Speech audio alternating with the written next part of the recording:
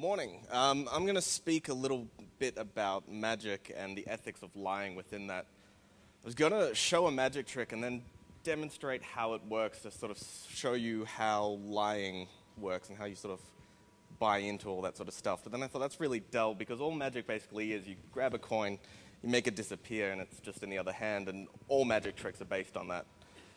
Every single one. So I was thinking about it, and as he said, I'm in a magic drawer with Nic Newling, who's over there. It's also his birthday today, so I think it would be appropriate if everyone... No, 5 minutes. I've got to...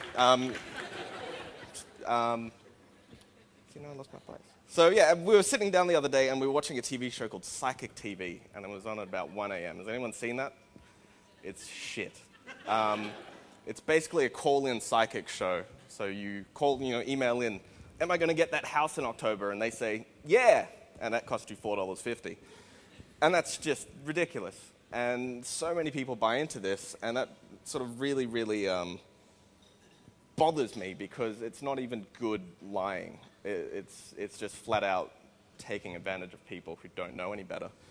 So I'm going to try something with someone, and what I need to do is, I thought I'd open this with an inspirational quote.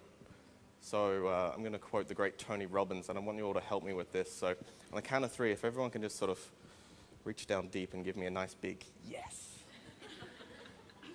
1, 2, 3. Yes! Jesus. Okay, I needed to use someone, and I saw you throw your hands up in a bit too excited. So I'll use you for this. Are there any psychics here?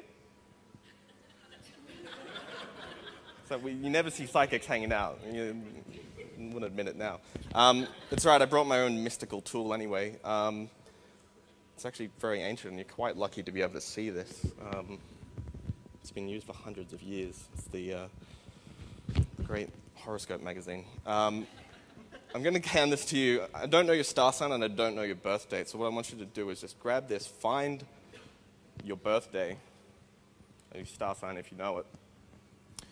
Go to July. So July is almost over, so horoscopes normally deal with what the future is going to hold. So you'd look up July and say, yeah, your finances are going to be good, and here's your lucky numbers. And it doesn't mean anything because you don't really take into account of that. If October comes around and you're like, yeah, I do have money, you're not going to attribute that to some fluctuation of stars and balls of gases and whatever the crap they're talking about. So they also deal with 4 unique things. They deal with health, money, romance, and leisure. It's what we all care about. It's what we all are involved with. So are you reading that? Yep. You got it? You finished it? How accurate would you say that is about your month of July now that July's over? Everything except romance. Okay. I'm going to try and make that more accurate for you. So, is it okay if we use that?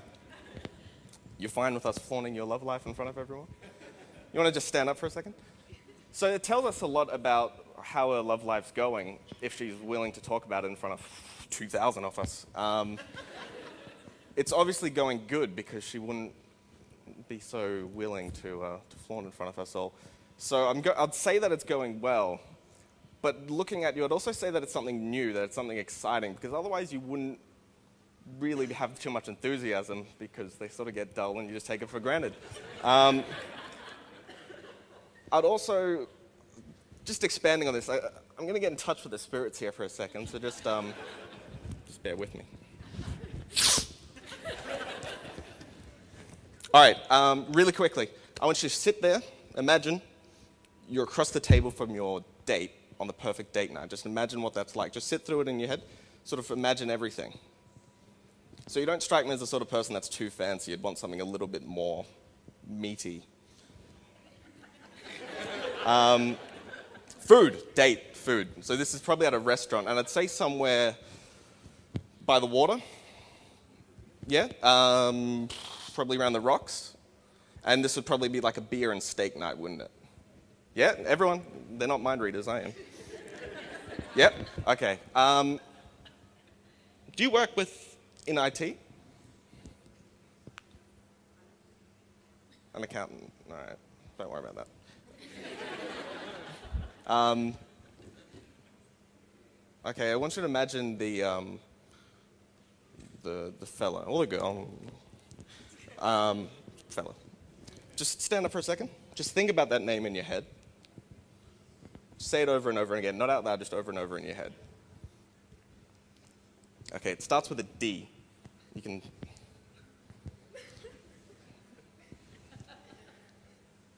Okay, so it's a short name. It's probably like mine, a little bit short.